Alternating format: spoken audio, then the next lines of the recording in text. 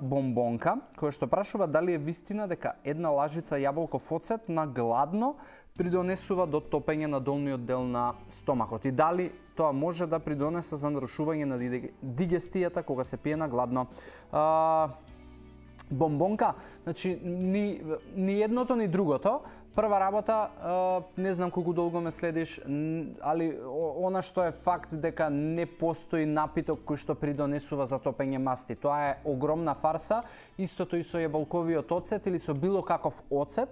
Она што можеби си го сретнала како податок дека јаболковиот оцет е супер, е единствена причина за тоа што оцетот има нула јаглехидрати. И тука можеби е као ова е добро за диета, затоа што многу луѓе сметаат дека јаглехидратите им се непријател и број 1 предизвикувач на покачената телесна килажа, но тоа не е така. Од друга страна, дигестијата исто не може да ја наруши, иако е